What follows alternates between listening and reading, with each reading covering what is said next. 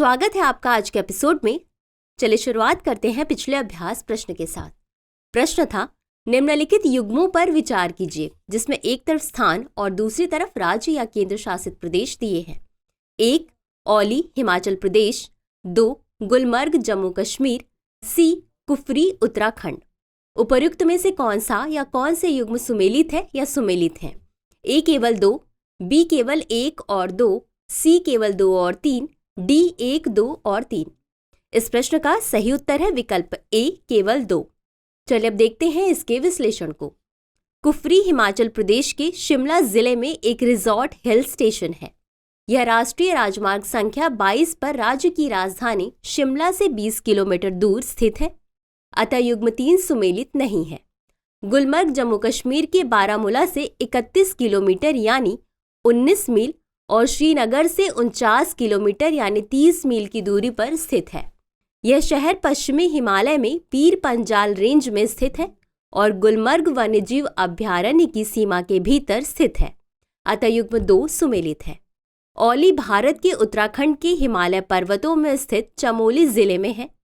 औली, जिसे गढ़वाली में औली बुग्याल के नाम से जाना जाता है, जिसका अर्थ है घास का मैदान, समुद्र तल से 2800 मीटर यानी 9200 फीट की ऊंचाई पर स्थित है, अतः युग्म 1 सुमेलित नहीं है, अतः विकल्प ए सही है।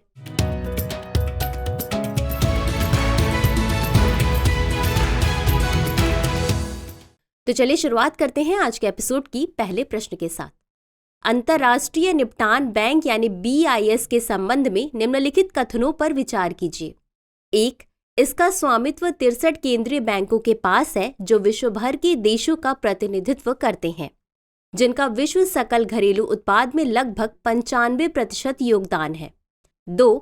यह वित्तीय स्थिरता और बैंकिंग नियमों के सामान्य मानकों के सामान्य लक्ष्य के साथ केंद्रीय बैंकों के बीच सहयोग को बढ़ावा देता है। उपर्युक्त में से कौन सा या कौन से कथन सही नहीं है या नहीं है? ए केवल 1, बी केवल 2, सी 1 और 2 दोनों, डी न तो 1 और न ही 2। इस प्रश्न का सही उत्तर है विकल्प डी, न तो 1 और न ही 2। चलिए अब देखते हैं इसके विश्लेषण को। वर्ष 1930 में स्थापित BIS का स्वामित्व 63 केंद्रीय बैंकों के पास है जो विश्व भर के देशों का प्रतिनिधित्व करते हैं, जिनका लक्ष्य सकल घरेलू उत्पाद में लगभग 95% योगदान है, अतः कथन 1 सही है। इसका मुख्य कार्यालय बेसल स्विट्जरलैंड में है और इसके 2 प्रतिनिधि कार्यालय हांगकांग SAR तथा मेक्सिको सिटी में है। साथ ही विश्व भर में इनोवेशन हब सेंटर भी हैं। यह वित्तीय स्थिरता और बैंकिंग नियमों के सामान्य मानकों के सामान्य लक्ष्य के साथ केंद्रीय बैंकों के बीच सहयोग को बढ़ावा देता है, अतः कथन 2 सही है। अगला प्रश्न है, फरगना घाटी के संबंध में निम्नलिखित कथनों पर विचार कीजिए। 1. यह 3 पर्वत श्रृंखलाओं से घिरी हुई है जिसमें उत्तर में पश्चिमी टियन शान पर्वत, पूर्व में फरगना रेंज एवं दक्षिण में अलाई पर्वत शामिल है। यह घाटी 3 देशों द्वारा साझा की जाती है जिसमें किर्गिस्तान, ताजिकिस्तान व उज्बेकिस्तान शामिल है। 3. उज्बेक, ताजिक, किर्गिज तथा रूसी समेत विभिन्न जातीय समूह यहाँ निवास करते हैं। उपर्युक्त में से कितने कथन सही हैं? ए केवल 1, बी केवल 2, सी सभी 3, डी इनमें से कोई भी नहीं। इस प्रश्न का सही उत्तर है विकल्प सी सभी 3। चलिए अब देखते हैं इसके विश्लेषण को।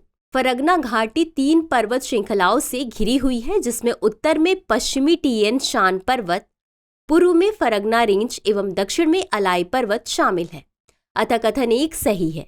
यह घाटी 3 देशों द्वारा साझा की जाती है जिसमें किर्गिस्तान, ताजिकिस्तान व उज्बेकिस्तान शामिल है, अतः कथन 2 सही है। उज्बेक, ताजिक, किर्गिज तथा रूसी समेत विभिन्न जातीय समूह यहाँ निवास करते हैं, अतः कथन 3 सही है। अगला प्रश्न है, एक्सचेंज ट्रेडेड फंड यानी ETF के संबंध में निम्नलिखित कथनों पर विचार कीजिए। 1. यह प्रतिभूतियों की एक बास्केट है जो स्टॉक की तरह ही एक्सचेंज पर व्यापार करती है। 2. यह निरंतर खरीद और बिक्री से इंट्राडे मूल्य में उतार चढ़ाव के अधीन म्यूचुअल फंड के विपरीत एक बार दैनिक पोस्ट मार्केट ट्रेडिंग के माध्यम से मूल्य स्थिरता बनाए रखता है। उपर्युक्त में से कौन सा या कौन से कथन सही है या सही है? ए केवल 1, बी केवल 2, सी 1 और 2 दोनों, डी न तो 1 और न ही 2। इस प्रश्न का सही उत्तर है विकल्प ए, केवल एक। चलिए अब देखते हैं इसके विश्लेषण को। एक्सचेंज ट्रेडेड फंड यानी ETF यह प्रतिभूतियों की एक बास्केट है जो स्टॉक की तरह ही एक्सचेंज पर व्यापार करती है, अतः कथन एक सही है। ETF BSE सेंसेक्स की तरह एक सूचकांक की संरचना को दर्शाता है। इसका ट्रेडिंग मूल्य अंतर्निहित शेयरों जैसे शेयर के नेट एसेट वैल्यू यानी NAV पर आधारित होता है, जिसका यह प्रतिनिधित्व करता है। ETF शेयर की कीमतों में पूरे दिन उतार चढ़ाव होता है क्योंकि इसे खरीदा और बेचा जाता है। यह म्यूचुअल फंड से अलग है जिसका बाजार बंद होने के बाद दिन में केवल एक बार व्यापार होता है, अतः कथन 2 सही नहीं है। अगला प्रश्न है, निम्नलिखित कथनों पर विचार कीजिए। 1. ईंधन सेल पारंपरिक इलेक्ट्रिक वाहन बैटरियों के विपरीत हाइड्रोजन की निरंतर आपूर्ति की सहायता से बिना खत्म हुए अथवा बिना रिचार्ज किए निरंतर बिजली उत्पन्न करते हैं। 2. पारंपरिक सेल के समान एक ईंधन सेल में एनोड, कैथोड तथा इलेक्ट्रोलाइट शामिल होते हैं। 3. हाइड्रोजन ईंधन सेल इलेक्ट्रिक वाहन केवल जल वाष्प उत्सर्जित करके संचालन करते हैं, जो आंतरिक दहन इंजन वाहनों की तुलना में शून्य टेल पाइप उत्सर्जन तथा बेहतर दक्षता प्रदान करते हैं। उपर्युक्त में से कितने कथन सही हैं? ए केवल एक, बी केवल 2, सी सभी 3, डी इनमें से कोई भी नहीं। इस प्रश्न का सही उत्तर है विकल्प सी, सभी 3। चलिए अब देखते हैं इसके विश्लेषण को। ईंधन सेल पारंपरिक इलेक्ट्रिक वाहन बैटरियों के विपरीत हाइड्रोजन की निरंतर आपूर्ति की सहायता से बिना खत्म हुए अथवा बिना रिचार्ज किए निरंतर बिजली उत्पन्न करते हैं, अतः कथन 1 सही है। एक ईंधन सेल पारंपरिक सेल की भांति एनोड, कैथोड तथा इलेक्ट्रोलाइट से मिलकर बनी होती है, अतः कथन 2 सही है। हाइड्रोजन ईंधन सेल इलेक्ट्रिक वाहन केवल जलवाष्प उत्सर्जित करके संचालन करते हैं, जो आंतरिक दहन इंजन वाहनों की तुलना में शून्य टेल पाइप उत्सर्जन तथा बेहतर दक्षता प्रदान करते हैं, अतः कथन 3 सही है। अगला प्रश्न है, अब्राहम एकॉर्ड के संबंध में निम्नलिखित कथनों पर विचार कीजिए। 1. संयुक्त राज्य अमेरिका ने प्रारंभिक अरब इजराइल शांति समझौते में मध्यस्थता की, जिसमें इजराइल, संयुक्त अरब अमीरात और कुवैत शामिल थे। 2. समझौतों में संयुक्त अरब अमीरात तथा बहरीन द्वारा दूतावासों की स्थापना, राजदूतों के आदान प्रदान एवं व्यापार, पर्यटन, स्वास्थ्य सेवा व सुरक्षा सहित कई क्षेत्रों में इजराइल के साथ सहयोग का प्रावधान है। उपर्युक्त में से कौन सा या कौन से कथन सही है या सही है? ए केवल एक, बी केवल 2, सी 1 और 2 दोनों, डी न तो 1 और न ही 2। इस प्रश्न का सही उत्तर है विकल्प डी, न तो 1 और न ही 2। चलिए अब देखते हैं इसके विश्लेषण को। अब्राहम एकॉर्ड इजराइल, संयुक्त अरब अमीरात तथा बहरीन के बीच अब्राहम एकॉर्ड की मध्यस्थता अमेरिका द्वारा की गई। यह 26 वर्षों में पहला अरब इजराइल शांति समझौता था, अतः कथन 1 सही नहीं है। समझौतों में संयुक्त अरब अमीरात तथा बहरीन द्वारा दूतावासों की स्थापना, राजदूतों के आदान प्रदान एवं व्यापार, पर्यटन, स्वास्थ्य सेवा व सुरक्षा सहित कई क्षेत्रों में इजराइल के साथ सहयोग का प्रावधान है, अतः कथन 2 सही नहीं है। अगला प्रश्न है, निम्नलिखित युग्मों पर विचार कीजिए जिसमें एक तरफ पत्तन व दूसरी तरफ देश है। 1. हाइफा, संयुक्त अरब अमीरात। 2. Fujairah, Israel. 3. ग्वादर, पाकिस्तान। उपर्युक्त में से कौन सा या कौन से युग्म सुमेलित है या सुमेलित हैं? ए केवल 3, बी केवल 1 और 2, सी केवल 2 और 3, डी 1, 2 और 3। इस प्रश्न का सही उत्तर है विकल्प ए, केवल 3। चले देखते हैं इसके विश्लेषण को। हाइफा बंदरगाह इजराइल के 3 प्रमुख अंतर्राष्ट्रीय बंदरगाहों में से सबसे बड़ा है। अन्य अशदोद बंदरगाह और इलियट बंदरगाह है, अतः युग्म 1 सुमेलित नहीं है। फुजैराह बंदरगाह संयुक्त अरब अमीरात के पूर्वी तट पर एकमात्र बहुउद्देशीय बंदरगाह है। फुजैराह बंदरगाह भी रणनीतिक रूप से होर्मुज जलडमरू मध्य से केवल 70 समुद्री मील की दूरी पर स्थित है। यह विश्वव्यापी व्यापार तक आवश्यक पहुंच प्रदान करता है और वैश्विक शिपिंग उद्योग की समुद्री आवश्यकताओं को पूरा करता है, अतः युग्म 2 सुमेलित नहीं है। ग्वादर बंदरगाह बलूचिस्तान, पाकिस्तान में स्थित एक गहरे समुद्र वाला बंदरगाह है। यह रणनीतिक रूप से फारस की खाड़ी के मुहाने पर स्थित है और इसे चीन पाकिस्तान आर्थिक गलियारे यानी CPEC का एक प्रमुख घटक माना जाता है, अतः युग्म 3 सुमेलित है। अगला प्रश्न है, निम्नलिखित कथनों पर विचार कीजिए। 1.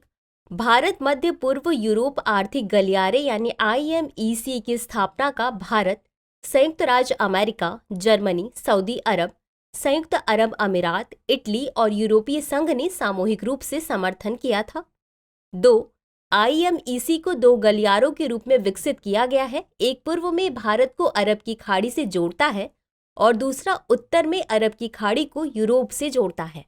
उपर्युक्त में से कौन सा या कौन से कथन सही नहीं है या नहीं है? A केवल 1, B केवल 2, C 1 और 2 दोनों, D न तो 1 और न ही 2। इस प्रश्न का सही उत्तर है विकल्प D, न तो 1 और न ही 2। चल अब देखते हैं इसके विश्लेषण को। 10 सितंबर को नई दिल्ली में भारत के प्रधानमंत्री, संयुक्त राज्य अमेरिका के राष्ट्रपति, जर्मनी के चांसलर, सऊदी अरब के क्राउन प्रिंस, संयुक्त अरब अमीरात के राष्ट्रपति, इटली के प्रधानमंत्री और यूरोपीय संघ के राष्ट्रपति ने भारत मध्य पूर्व यूरोप आर्थिक गलियारा यानी IMEC की स्थापना पर सहमति व्यक्त की, अतः कथन 1 सही है। IMEC की कल्पना 2 गलियारों के रूप में की गई है, एक पूर्वी गलियारा जो भारत को अरब खाड़ी देशों से जोड़ता है और एक उत्तरी गलियारा है जो अरब खाड़ी देशों को यूरोप से जोड़ता है। दोनों छोरों पर मजबूत बंदरगाह, रेल एवं सड़क बुनियादी अवसंरचना है, अतः कथन 2 सही है। अगला प्रश्न है, स्वेज नहर के संदर्भ में निम्नलिखित कथनों पर विचार कीजिए। 1. यह नहर यूरोप को एशिया से अलग करती है। 2. यह भूमध्य सागर और लाल सागर को जोड़ने के लिए मिस्र में स्वेज के इस्तमूस के पार उत्तर से दक्षिण तक एक कृत्रिम समुद्र स्तरीय जलमार्ग है। 3. यह यूरोप तथा भारतीय एवं पश्चिमी प्रशांत महासागरों के आसपास की भूमि के बीच सबसे छोटा समुद्री मार्ग प्रदान करती है। उपर्युक्त में से कितने कथन सही हैं? A केवल 1, B केवल 2, C सभी 3, D कोई भी नहीं। इस प्रश्न का सही उत्तर है विकल्प B केवल 2। चलिए अब देखते हैं इसके विश्लेषण को। स्वेज नहर, यह नहर अफ्रीकी महाद्वीप को एशिया से अलग करती है, अतः कथन 1 सही नहीं है। स्वेज नहर भूमध्य सागर और लाल सागर को जोड़ने के लिए मिस्र में स्वेज के इस्तमूस के पार उत्तर से दक्षिण तक एक कृत्रिम समुद्र स्तरीय जलमार्ग है, अतः कथन 2 सही है। यह यूरोप तथा भारतीय एवं पश्चिमी प्रशांत महासागरों के आसपास की भूमि के बीच सबसे छोटा समुद्री मार्ग प्रदान करती है, अतः कथन 3 सही है।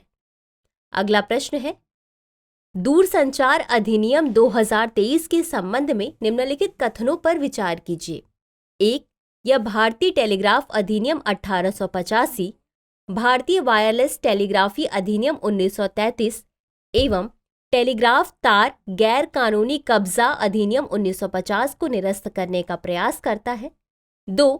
व्हाट्सएप और टेलीग्राम जैसे संचार सेवा प्रदाता एवं अन्य ओवर द टॉप यानी OTT सेवाएं तथा ऐप्स दूरसंचार सेवाओं की परिभाषा में शामिल है। 3. भारतीय दूरसंचार नियामक प्राधिकरण यानी TRAI अधिनियम 1997 में संशोधन कम से कम 30 वर्षों के पेशेवर अनुभव वाले व्यक्तियों को अध्यक्ष पद के लिए अर्हता प्राप्त करने की अनुमति देता है। उपर्युक्त में से कितने कथन सही हैं? A केवल 1, B केवल 2, C सभी 3, D कोई भी नहीं। इस प्रश्न का सही उत्तर है विकल्प B केवल 2।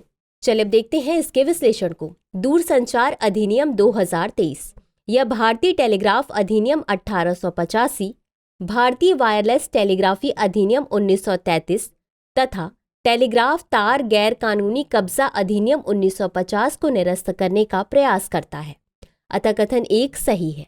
बता दें कि यह भारतीय दूरसंचार नियामक प्राधिकरण यानी TRAI अधिनियम 1997 में भी संशोधन करता है।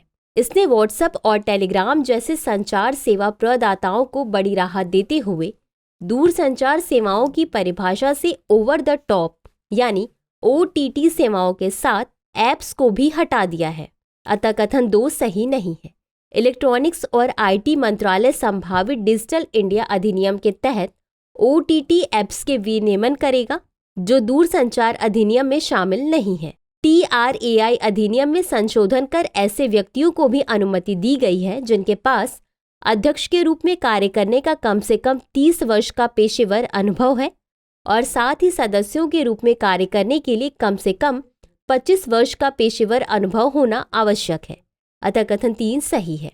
आगे बढ़ने से पहले बता दें कि दृष्टि IAS के ISGS foundation course live online पर 21 से 25 जनवरी तक 40% डिस्काउंट है। इस कोर्स पर EMI की सुविधा भी उपलब्ध है। अधिक जानकारी के लिए डिस्क्रिप्शन में दिए गए लिंक पर क्लिक करें। चलिए अब देखते हैं आज के अभ्यास प्रश्न को। डाकघर विधेयक 2023 के संबंध में निम्नलिखित कथनों पर विचार कीजिए। 1. इसका उद्देश्य 1898 के 125 वर्ष पुराने भारतीय डाकघर अधिनियम को निरस्त करना है। 2. यह विधेयक 1898 अधिनियम के तहत सभी दंडों और अपराधों को समाप्त करता है। 3. निजी कुरियर सेवाओं को नए अधिनियम से छूट दी गई है। उपर्युक्त में से कितने कथन सही नहीं है? A केवल 1, B केवल 2, C सभी 3, D कोई भी नहीं। इस प्रश्न का उत्तर कमेंट बॉक्स में जरूर दें। आज के लिए बस इतना ही। शुक्रिया। डियर व्यूअर्स, अपने एग्जाम की तैयारी को और बेहतर करने के लिए हमारे चैनल को लाइक, शेयर और सब्सक्राइब करना न भूलें।